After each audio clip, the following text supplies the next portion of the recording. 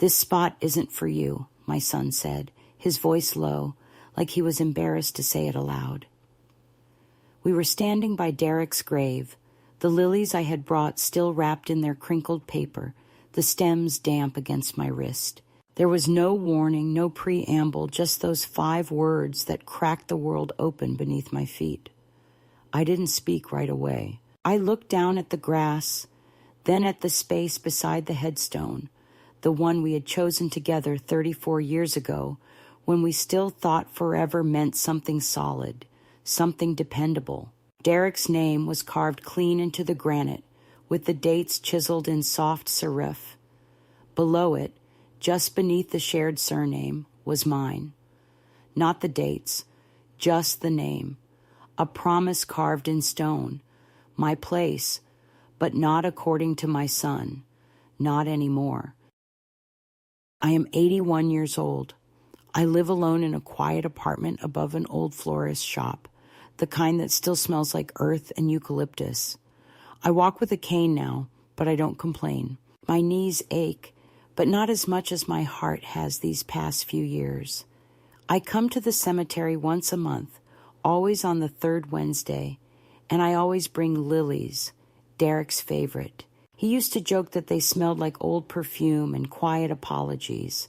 That day, I came not just to visit him, but to ask Father O'Connell if I could confirm the paperwork for the second plot. I didn't expect it to be a question. I didn't expect to be told, gently, with that polite clerical concern, that my son had requested a reallocation of the adjoining site. They said there had been a change of plans, Father O'Connell explained, flipping through the files with his fingers. He wore that slightly uncomfortable expression men wear when they're caught between politeness and truth. But your name is still here, Mrs. Harlow. It was never legally amended. That was when Daniel stepped forward. There's no need to make this complicated, he said, without looking at me. We've made new arrangements. This spot isn't for her anymore. Not Mom, not Mother. Her. Like I was some distant relative who had wandered into the wrong pew at a family funeral. The priest looked at him, then at me. The original deed is in her name, he said, careful, slow. Nothing has been officially changed. Daniel didn't argue. He just shifted his weight and said, "We'll sort it out later." I stood there, my coat still buttoned, my purse in my hand like I was on my way somewhere else. The lilies drooped slightly in the breeze. I don't remember much of what was said after that. I think the priest excused himself. Daniel said something about getting lunch. I didn't go with him. I stayed. I sat on the little stone bench near the hedge and stared at the name I used to sign on permission slips and birthday cards and tax documents. Harlow. It used to feel like home. Now it felt borrowed, like something I'd have to return. I suppose I should explain what came before that moment. I should tell you how a woman ends up standing at her husband's grave while her only son politely suggests she no longer belongs next to him. But there's no single answer. That's the thing no one tells you about being erased. It doesn't happen all at once. It happens slowly, like rust on a hinge, like fog on a mirror.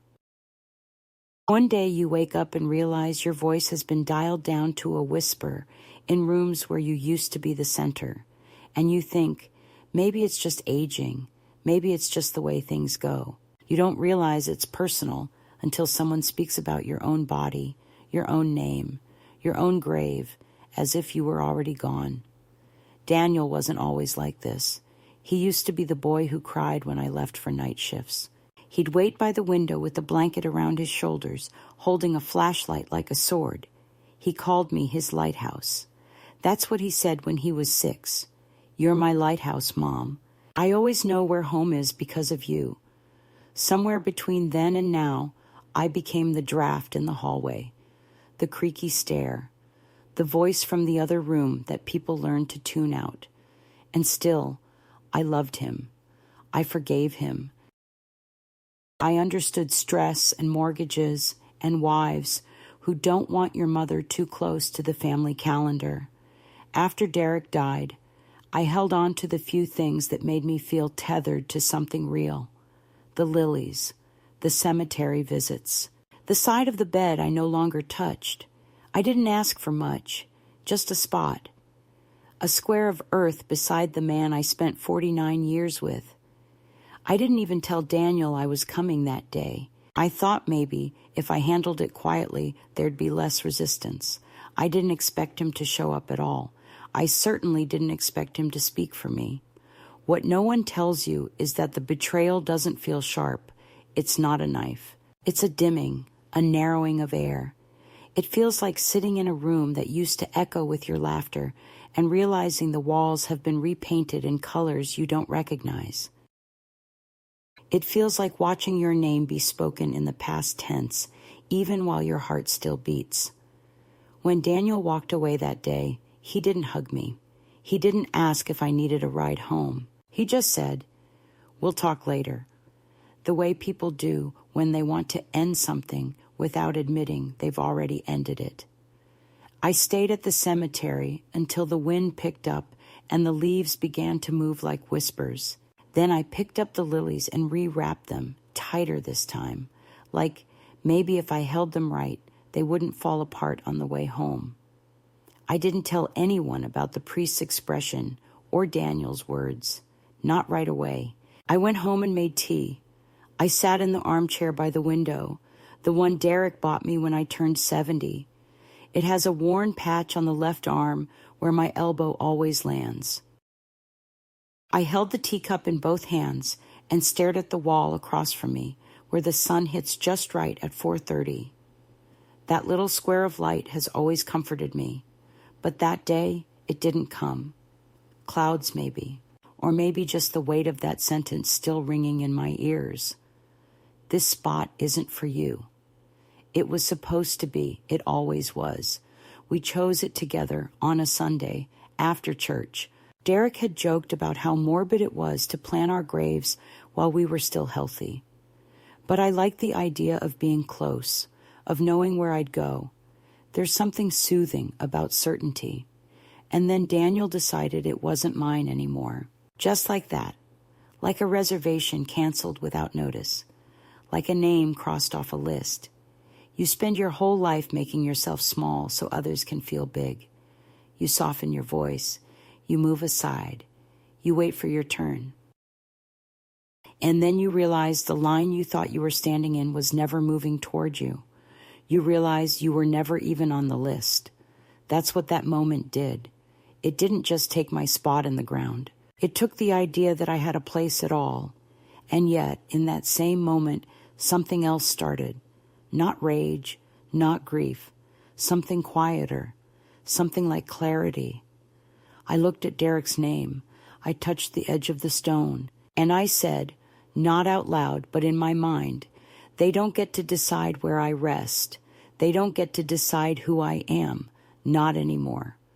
It happened the next morning, though in truth it had been happening for years, in pieces so small I didn't see them stack. I was making oatmeal, the old-fashioned kind, the kind that takes real time.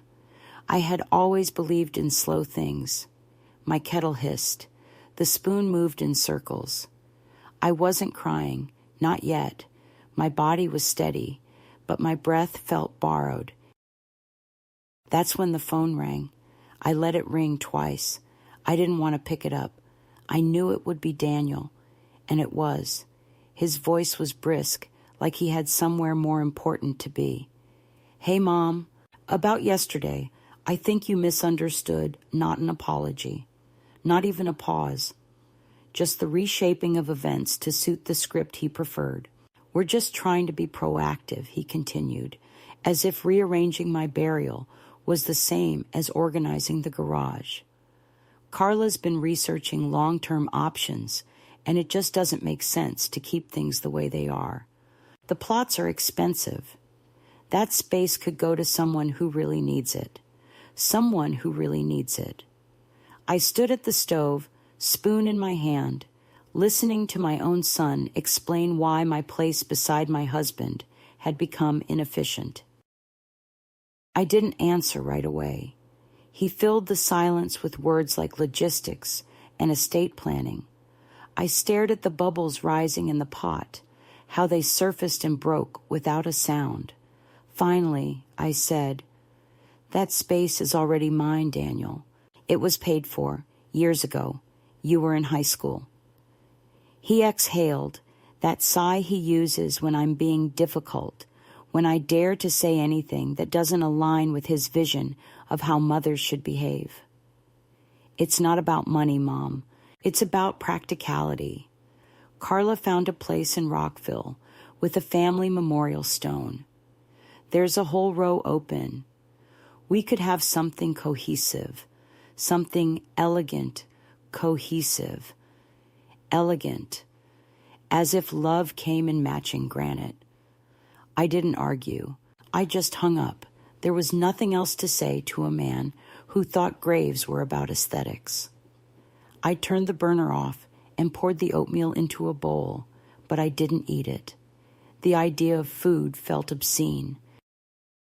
I sat down at the table, hands flat, and stared at the steam curling upward, disappearing before it reached the ceiling. That was the moment it became clear. It wasn't a misunderstanding. It wasn't a clerical error. Daniel didn't want me next to Derek. He didn't want me anywhere that could be traced too closely to his story. And he didn't want to say it plainly, because that would require looking me in the eye and calling me what I had become to him, a complication. Later that week, I received an envelope in the mail. No note, just documents, prepaid funeral packages, brochures for cremation services, a checklist labeled end-of-life preferences with boxes already ticked off in someone else's handwriting. Scrawled at the top in Carla's pen, "We thought this might make things easier." Easier for whom? I turned the pages over, one by one, the kind of paper that feels like a contract before you've agreed. There was even a printout from a cemetery in Rockville, complete with a glossy photo of a tree-lined path and a caption that read, "Where legacy lives in tranquility." I wanted to laugh, but the sound caught in my throat.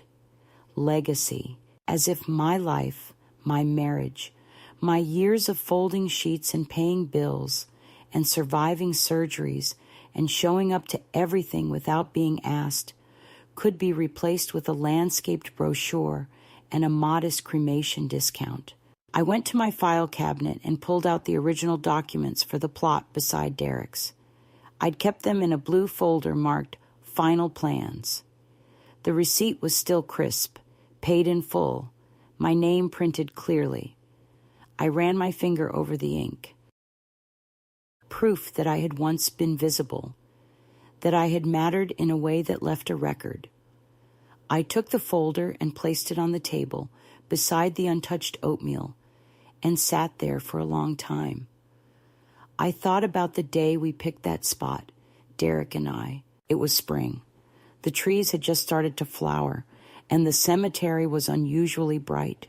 He had insisted on a west-facing plot because he wanted to watch the sunset, even in death. I had laughed, and he had squeezed my hand and said, "Promise me we'll stay together, even here." I had promised, and I had kept it, until Daniel decided that promises only counted if they matched the color scheme. That afternoon, I tried to call Daniel, not to argue. I just wanted to hear his voice and ask him, gently, plainly, what he was afraid of. But he didn't answer. The call went to voicemail, and I didn't leave a message. I didn't know how to summarize that kind of grief in 30 seconds. I sat on the edge of the bed for a long time afterward, hands folded in my lap like I was waiting to be told what came next. The next morning, Carla came by unannounced. She knocked twice, sharp and bright like someone who believed they were doing a good deed. I let her in. She brought a reusable grocery bag filled with soup, vitamins, and a new electric blanket. "We just want you to be comfortable," she said, smiling with her teeth. She didn't ask to sit, just moved around the apartment, adjusting things. She fluffed a pillow, rearranged the tea towels, commented on the light bulb in the hallway. "We could have someone come by, help out a bit." "Daniel's been researching some support options. You're still doing okay on your own, right?" I nodded. Of course I nodded. That's what women like me do. We nod. We accept the illusion of care, even when it's a mask for control. She opened the pantry and frowned at the arrangement. "You're still using canned beans?" she asked, like I had confessed to shoplifting. "We can sign you up for a grocery delivery service. You shouldn't be carrying things anymore." I wanted to ask her who gave her the right to decide what I carried. Instead, I said, "Thank you, but I managed just fine." She hesitated then, just long enough for her real face to show. Not the polite daughter-in-law expression, but the one that calculates. She sat down finally, across from me, crossed her legs, and said, "Daniel's just trying to be thoughtful. He worries about you. The cemetery thing. It wasn't meant to hurt you. We just think it's more streamlined if we keep everything in one place." Streamlined. She said it like I was a spreadsheet that had gotten too long. I looked at her, really looked, noticed the perfect nails, the expensive watch, the way she avoided the photo of Derek on the shelf. "I already have a place," I said quietly, "next to my husband." She smiled again, but it didn't reach her eyes. "Sometimes the past needs to be adjusted to fit the present," she said. That was the moment I realized. They weren't just planning my death. They were curating it. They were crafting a version of me that could be folded neatly into their narrative. Quiet, cooperative, and conveniently absent when needed. They didn't want to remember the woman who held Derek's hand through chemo, who worked nights to pay for Daniel's college, who mended socks until her fingers cracked. They wanted a placeholder, a silhouette. That night, I couldn't sleep. I lay in bed, listening to the refrigerator hum, the occasional groan of the pipes. I thought about the brochures, the checklist, the quiet replacement of my name. I realized I wasn't grieving just the plot. I was grieving the erasure of my story, the slow replacement of reality with politeness, the way I had become an optional footnote in a family I helped build. I rose at 2 a.m., turned on the lamp, and pulled out the folder again. I spread everything on the kitchen table: receipts, certificates, handwritten notes from Derek about the cemetery visit. I lit a candle, not for ritual, but for clarity. And I sat there, in my nightgown and wool socks, looking at the truth. I was not mistaken. I was not confused. I had been deliberately removed. But I was not gone. After that night, something shifted, not in them, but in me. There are moments in a woman's life when silence stops being safe and starts being a signal. I stopped answering calls. I didn't slam any doors. I didn't send any letters. I simply let the quiet stretch longer. When Daniel texted, "Let's talk soon," I didn't reply. When Carla sent an email with subject line, "Future considerations," I marked it unread. I wasn't angry. Not yet. I was aware. And awareness is a strange kind of heat, like the slow burn beneath boiling water. Not dramatic, but irreversible. I began noticing things I used to forgive. The way Daniel called only when he had something to solve. The way Carla's voice tightened when I mentioned Derek, as if grief had an expiration date, and I'd let mine spoil. The way no one asked me how I was sleeping, whether I had enough groceries, what books I was reading. I was a problem to manage, not a woman to know. And slowly, I began to manage myself instead, on my own terms. It began with small acts. I went through the drawer where I kept old insurance policies and bank documents, not to update them, not yet, but to see whose names were where. I made a list, just pencil on paper, of everything that still bore my full name. I circled the things that didn't. I found a credit card I hadn't used in years, one that wasn't linked to Daniel's accounts. I tested it with a small online order, 3 books and a pair of wool slippers. It worked. That felt like something sacred. I opened the freezer and realized half the food in there had been brought by Carla. Meals to make things easier, all labeled with dates and microwave instructions. I threw half of it away. The rest I set aside in a bag and dropped at the church pantry the next morning. I bought ingredients for soup, the kind Derek used to like with lentils and cumin, and filled my apartment with the smell of my own memory. When the phone rang the next time, it wasn't Daniel. It was the parish secretary. "Mrs. Harlow," she said, "Father O'Connell wanted to confirm whether you're still listed on the double plot. There was another inquiry this morning from your son." I closed my eyes. Of course there was. "I still hold the deed," I said. "I'm not relinquishing it." She paused, respectful but cautious. "Would you like us to add a note to the file, to flag any changes as invalid unless signed directly by you?" "Yes," I said. "Please." I could feel the tremble in my hand even as my voice stayed steady. She thanked me and hung up. I stood in the middle of my apartment afterward and realized I was sweating, not from fear, but from the work of holding still while something inside me cracked open and reformed.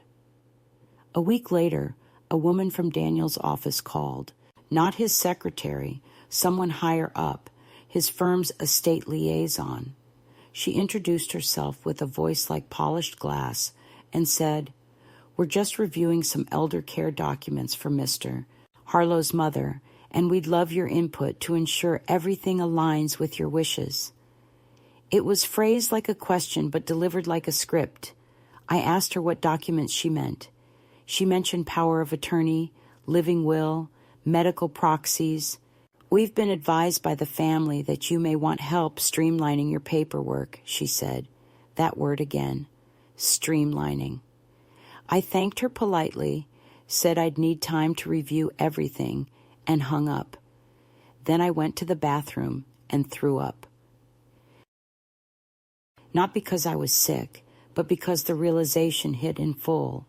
My son was quietly redrafting the boundaries of my personhood, one form at a time.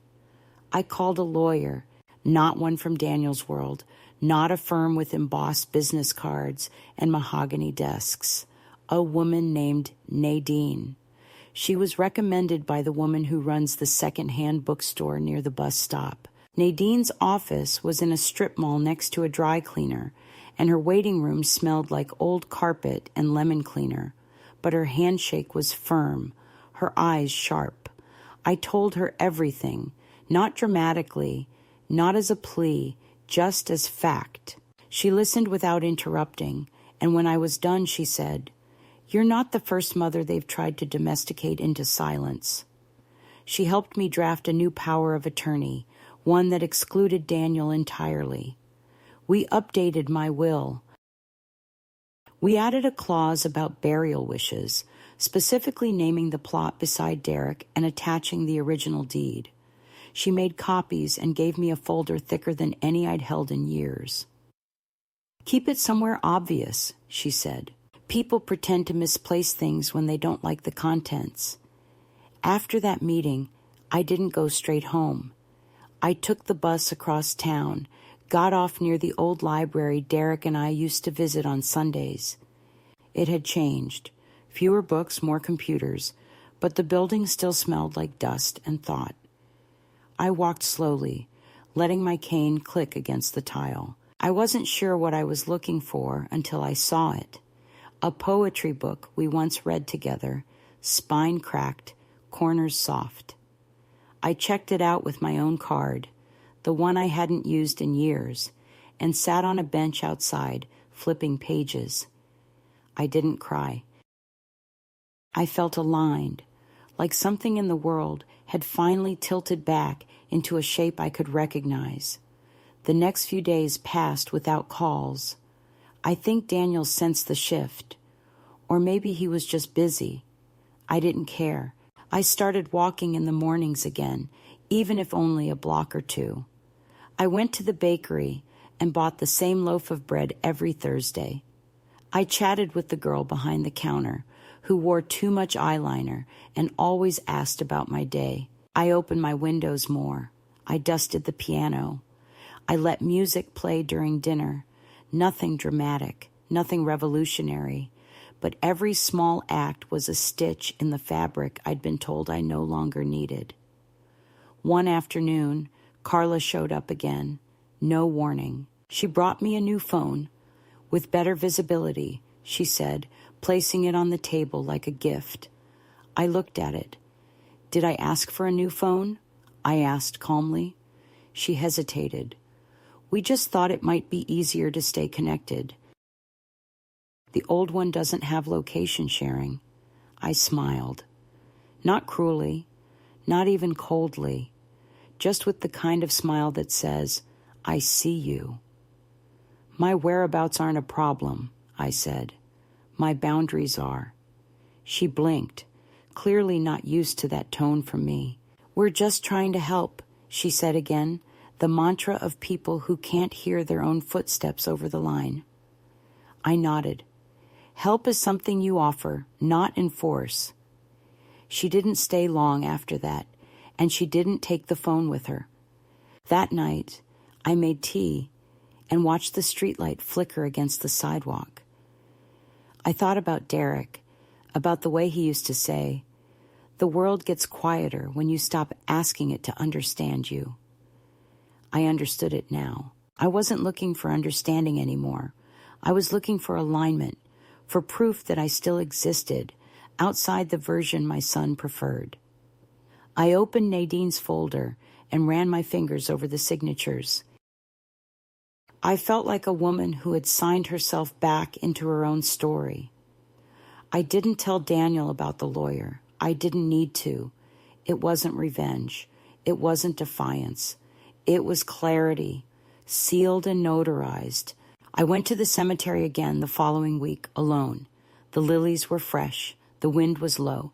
I stood by Derek's grave and placed my hand against the stone, then opened my coat pocket and slipped the new deed copy into the tiny brass capsule they allow for memorial keepsakes. It fit perfectly, not as a secret, as a signature, as a vow. I wasn't done yet, but I was beginning. It was around that time I stopped marking the calendar. The little red pen I used to circle doctor's appointments, family visits, and delivery days remained tucked in the drawer, untouched. There was something liberating in not tracking time for anyone else. I no longer had visitors to prepare for or reminders to send. The silence in my home began to feel less like absence and more like ownership. I woke when I pleased. I went to bed without ceremony. I wore what was warm, not what looked agreeable. The air in the apartment changed, not literally, but emotionally. It no longer waited for them. It waited for me. One Thursday afternoon, I pulled out the sewing box I hadn't opened in years. It still smelled faintly of cedar and mothballs. Inside were neatly wound spools of thread, buttons in small plastic bags, a tape measure curled like a sleeping cat. I mended the frayed edge of my winter scarf, and then, without quite meaning to, began stitching a small square of fabric with my initials. M.H. It felt absurdly meaningful. Not because it was beautiful, it wasn't, but because it was something I hadn't done in so long. Something without purpose, without audience, a mark of presence. I kept that little square folded in my coat pocket, Not as a symbol, not even as protection, just a reminder of me, of now. I began speaking to Derek again, out loud in the apartment, not in a dramatic way, just murmurs, little remarks as I boiled water or folded towels. He had always been the quiet one in our marriage, but he had listened. I imagined he still did. "You'd hate the phone they gave me," I told him once. "It tracks location. I think it sends alerts if I wander too far from their idea of dignity." Another time, standing in front of the mirror, I said, "Remember how you used to say I looked my best when I was mad?" Then I laughed. Not because it was funny, but because it was true. Anger, when clear, becomes a kind of light. It reveals. And I had never seen so clearly. It was around this same time that I went back to the church, not for Mass, but to the small archives room behind the nave. The door was always open during the day. The woman who managed it, Sister Helena, was often at the desk sorting envelopes or typing slowly with 2 fingers. She looked up when I entered, pushed her glasses up her nose, and smiled without surprise. "Looking for records?" she asked. "Something like that," I said. I told her about the plot, briefly, without names. She nodded. "You're not the first," she said. "Families try to tidy up the dead before the living are even done with themselves." She pulled out a dusty binder, flipped to a tab labeled Reserved, and ran her finger down a page. "Still here," she said, "undisturbed. Your name's written in pen, not pencil. That means something. I asked her for a copy of the record, and she made it without question. As the printer hummed, she said, "People think legacy is about monuments, but it's really about memory. Who gets remembered?" And how I nodded, folded the paper, and tucked it into the same folder Nadine had helped me build, my little war chest of identity. Before I left, Sister Helena added, "The strongest women I've met are the ones who stopped asking for permission." I didn't answer. I just held her gaze and felt something rise in my chest. Not pride exactly, but its quieter cousin. Clarity. The clarity didn't arrive like thunder. It came the way fog lifts, quietly, with patience. I began to look at everything in my home as if seeing it for the first time. The dent in the sugar jar, the hairline crack in the bedroom window, the photo of Daniel at age 7, still crooked in its frame. I didn't take it down. I just stopped expecting it to speak for a person he no longer was. I cooked smaller meals. I lit candles in the evening, not for guests, but for atmosphere. I stopped watching the news. I began rereading old books, not for plot, but for the sentences I had underlined in my 30s and forgotten. In the margins, I had written things like "yes" and "me too" and "someday." I traced those words with my thumb and whispered, "today." One morning, I took the long way to the bakery and walked past the old community center. On impulse, I went inside. The receptionist looked up with a pleasant confusion, the way people do when the elderly arrive without agenda. "Can I help you?" she asked. "I used to take sewing classes here," I said. She smiled. "Still do. Monday mornings. You're welcome to drop in." I did. The room smelled like fabric and effort. The other women were mostly younger, mostly tired-looking, but kind. I stitched a new square with my name. Not initials this time. The whole thing, Martha, in pale blue thread. One of the women leaned over and said, "That's a beautiful name. I hope someone still calls you that." I nodded. "I do," I said. "I call myself that."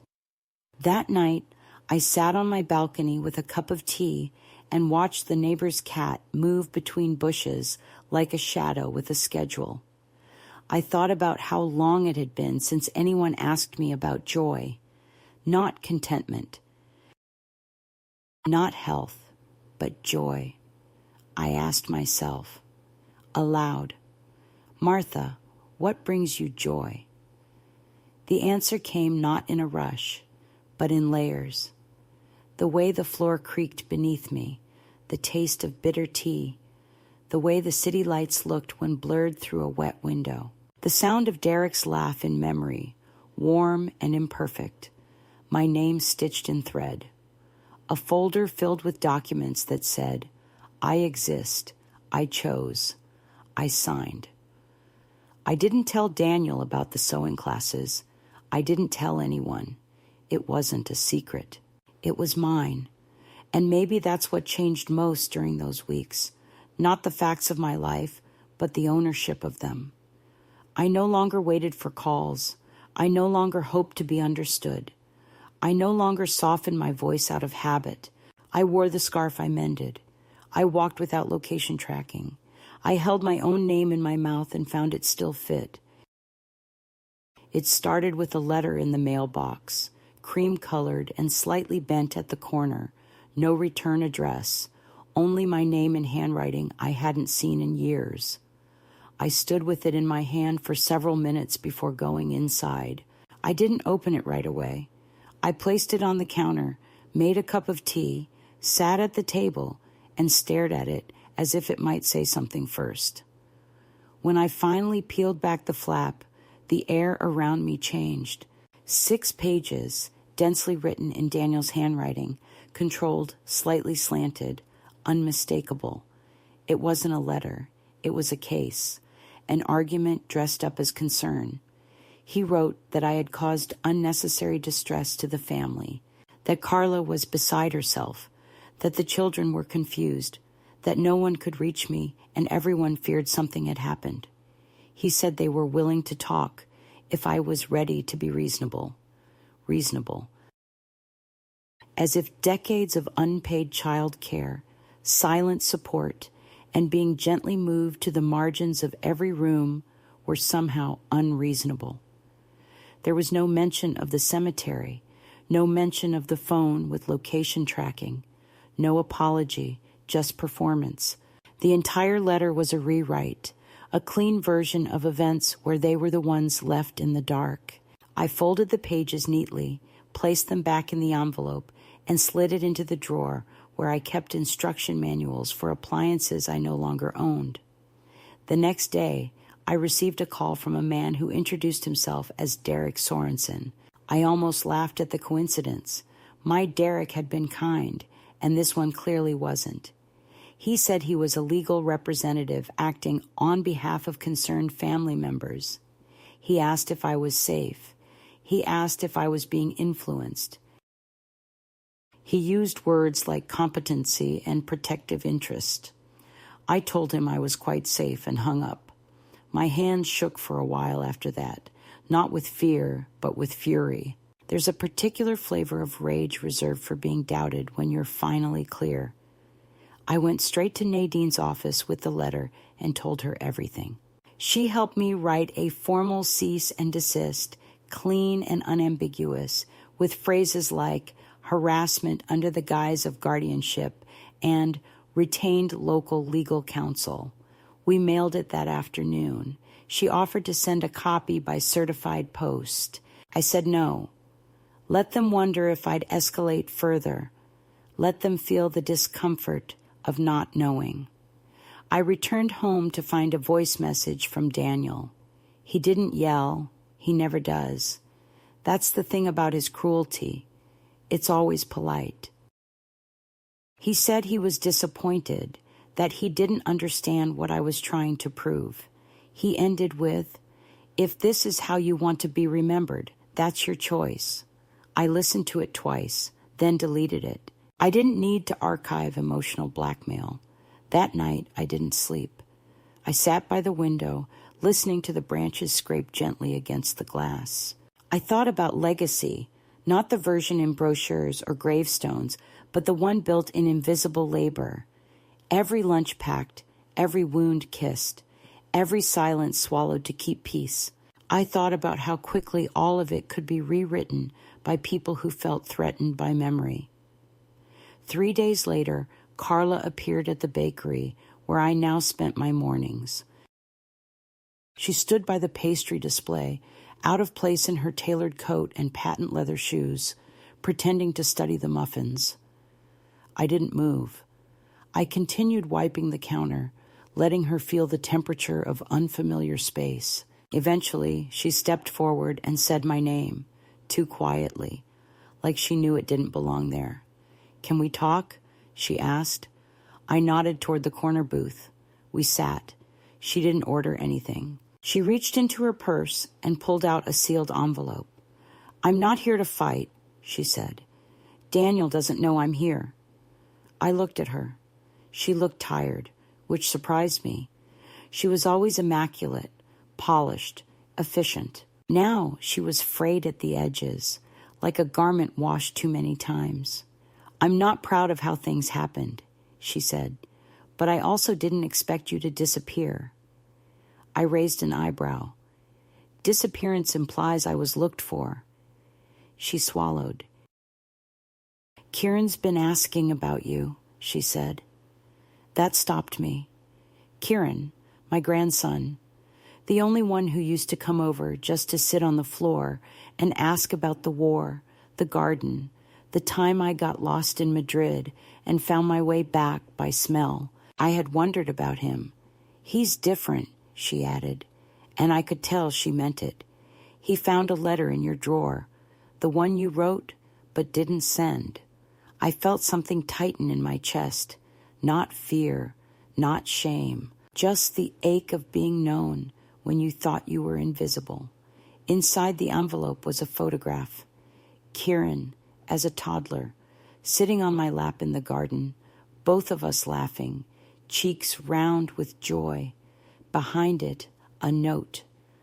I remember. I always remembered that was all. I placed it on the table and looked at her. "You don't need to play messenger," I said. "He knows how to reach me." She nodded. "He might." She stood. I didn't come to argue. I just wanted to say, and here her voice faltered, which I didn't expect. "I didn't want to erase you. I just didn't want to live in your shadow." And there it was, the real thing, the truth unwrapped. I looked at her, not cruelly, not triumphantly, just clearly. "I'm not your shadow," I said. "I'm someone you never really saw." She left without finishing her sentence. The following week, Kieran called. He didn't start with apologies. He said, "Hi, Grandma." His voice had deepened since I last heard it, but the rhythm was the same. We talked, not for long, but enough. He told me he missed me, that he started working at a bookstore, that he kept a birdhouse I'd helped him build in his closet for years after it fell apart. I told him I was safe. I didn't tell him where I was. I didn't promise to visit. I just said, "You mattered. You still do." And that was enough. After the call, I sat in my chair and looked at the photo, not with tears, with steadiness. Then another envelope, this one thicker, from a regional news outlet. Inside was a clipping, community section, missing matriarch. Family seeks help locating beloved grandmother. A photo of me from years ago holding a pie. Quotes from Daniel, from Lisa, words like vulnerable, beloved, missed. I laughed aloud, once, sharply. Not the type, they said. She's not the type to vanish. As if abandonment must be loud to be real. As if disappearing wasn't the quietest rebellion of all. I kept the article, not out of sentiment, as evidence. That night, I wrote a letter to Kieran, a real one, on thick paper. I told him he could visit if he came alone. I told him I wasn't angry. I was just done waiting. I didn't know if he'd come. I didn't ask for confirmation. I mailed it the next morning. A week later, he showed up. Taller. Older, but still him. We didn't hug right away. We sat in a motel room and talked about books, about music, about freedom. When he left, he gave me a book of poems.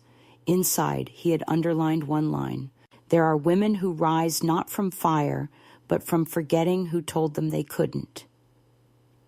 That night, I slept with the window open. The wind was cold, but I was warm, in my coat, in my clarity, in the silence that finally belonged to me. It wasn't rage that pushed me. It wasn't even grief. It was a stillness so complete it felt like standing in the center of a hurricane, the world spinning and shouting around me while I sat in the eye of it, untouched. Something inside me had long stopped begging for approval. What I needed now wasn't their permission. It was their acknowledgement. Not as a mother or a matriarch or a sentimental footnote in someone else's obituary plan, but as a woman whose name had been carved in stone by her own choice, not theirs. I waited until the first frost passed. The earth would be firm, but not frozen. I wore my thick coat, wrapped a scarf around my neck, and took the folder, my folder, the one Nadine had helped me build, and left the apartment before sunrise. I didn't tell anyone I was going. I didn't need to. The cemetery was empty when I arrived. The air was sharp with that metallic taste that only comes in early winter, and the sky was pale, washed in the color of porcelain. I carried with me a thermos of tea, a small chair, and the envelope from the church archives. Everything was methodical. No panic, no drama. I set the chair beside Derek's grave, placed the folder on my lap, and began. I unfolded the updated will, the notarized burial directive, the original deed, and the certified copy from Sister Helena. I spread them out across the grass like offerings, sacred and undeniable. Then I opened the thermos and poured a cup of tea, letting the steam warm my hands. I sat like that for nearly an hour, waiting. At exactly 9 o'clock, Father O'Connell arrived. He was surprised to see me. He said so, but he smiled. "You've come prepared," he said. "I've learned the only language people don't argue with is paper," I replied. He chuckled, then grew serious. "They've called." More than once. Asked about revisions. Said they had your consent. I nodded. They didn't. He knelt beside the documents, adjusting his glasses, and read each one, slowly, thoroughly. "Everything here is valid," he said at last. "Legally, morally, spiritually, this plot is yours." He paused, looking over the headstone. "He would have wanted you here."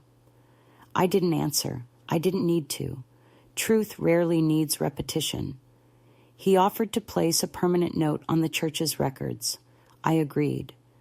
Then I asked if I could leave a sealed envelope in their vault, a copy of everything, with instructions to be released only upon my death. He agreed to that too. "Families change stories," he said gently, "but paper doesn't forget." Before he left, he placed a hand on my shoulder. "You don't have to fight anymore, Martha." I looked at him then, really looked. "I'm not fighting," I said. "I'm finalizing." Later that afternoon, I walked to the notary's office, an old storefront with faded signs and plastic plants in the windows. The woman behind the desk remembered me. She greeted me by name. That meant something. I handed her a single-page statement I had written by hand the night before, titled, "On the Subject of Final Belonging." It wasn't poetic. It was clear. I, Martha Harlow, of sound mind and independent choice, declare that the burial plot beside my husband is mine by right of legal purchase and marital intention, and that any future attempts to alter this arrangement without my direct and written consent are to be considered fraudulent, coercive, and without standing. It ended with a sentence that took me the longest to write. I do not consent to being replaced, rewritten, or relocated. She stamped it, dated it, added it to the growing packet. I walked home in silence, but my steps felt louder than they had in months. I didn't tell Daniel. I didn't tell Carla. They would find out eventually, and I no longer needed to be there when they did. But I did write a letter, not to them, but to Kieran. I told him what I had done. I enclosed a copy of everything. I told him that legacy isn't made of gravestones, but of decisions, of the way we insist on being seen, even when the world dims the light around us. I told him he didn't need to protect me, but he did need to remember me accurately. He called 2 days later. He said, "You're the bravest person I know." I told him, "I'm not brave. I'm tired of pretending I don't exist." He laughed, then paused. That's the same thing, isn't it? After that, I didn't wait for more envelopes. I didn't listen for the phone. I didn't return to the church for weeks. I didn't have to. The thing about a climax is that it doesn't always feel like thunder. Sometimes it feels like quiet, like air returning to a sealed room, like a locked door clicking open and no one noticing because the sound is so small. I spent those weeks living the way I had always wanted, without performance. I read the books I wanted to read. I wrote letters with no intention of sending them. I rearranged my apartment, moved the photo of Derek to the shelf nearest my chair so I could see him without turning my head. I stitched new initials into the scarf, not just mine, MH, and underneath, DH, together, even if no one else understood. One morning, I stood in front of the mirror and looked at myself without searching for anything to fix. The woman looking back at me wasn't soft, but she wasn't brittle either. She had lines, but they weren't apologies. They were archives. I said my name out loud, once, twice, Martha Harlow, and I smiled because it still sounded like home. Some days now I forget to be afraid. I wake up and make tea and open the window and forget for a little while that anything ever tried to disappear me. The air smells sharper lately, and the light through the blinds looks like it did when I first moved in, before they started calling with their plans, their pre-written endings. I keep the folder in the drawer nearest the door, not because I expect another visit, but because I like knowing it's there, real and physical and mine. I no longer watch the phone. I no longer wait for mail. I've learned that absence can be its own kind of blessing. When no one comes to correct your life, you get to live it uninterrupted. On Thursdays, I still walk to the bakery. They know my name now, not as Daniel Harlow's mother, but as Martha, just Martha. The girl behind the counter started saving the last rye loaf for me, even if I come late. She says, "I figured you'd want it," and I always say, "Thank you," like it's the first time anyone thought ahead on my behalf in years. I sit by the window and read the paper slowly, without urgency, without pressure to report back to anyone. Sometimes I bring my sewing, a quiet square of cloth in my lap, a needle between my fingers, the thread pulling through like breath. I still visit Derek, though not as often, not out of neglect, but out of calm. I know he's there. I know the space beside him still holds my name, both in ink and in stone. I no longer feel the need to prove it. That plot is no longer a battleground. It's a promise, sealed not by argument, but by clarity. The plaque now bears both our names, a quiet brass line that reads, "Reserved, Martha Harlow, no dates, just presence." The cemetery staff added flowers last week, not for a service, just because. They told me a young man, Kieran, sent them. I didn't ask for them, but they made me smile. Dignity, I've found, isn't loud. It grows slowly, like moss on stone, soft but stubborn. Kieran calls sometimes, not often, but when he does, he asks real questions, not the kind you ask out of duty. He asked me once what I was most proud of, and I said, the things I kept when no one wanted me to keep them. He didn't ask what those things were. He just said, me too. That was enough. We don't talk about Daniel. We don't need to. Some rifts don't close. Some truths are not for healing, but for honoring. I don't hold anger toward my son, not anymore. Anger takes too much tending. I let it go, like smoke out an open window. What remains is something quieter, distance, yes, but also relief. The freedom of not needing to be understood by someone determined not to see. Last week, I took a photo of myself. Nothing posed, nothing polished, just me in the mirror, holding my tea, wearing the mended scarf with the initials stitched close to my neck. I printed it and wrote my name on the back. I put it in a drawer beside the folder. It's not for anyone else.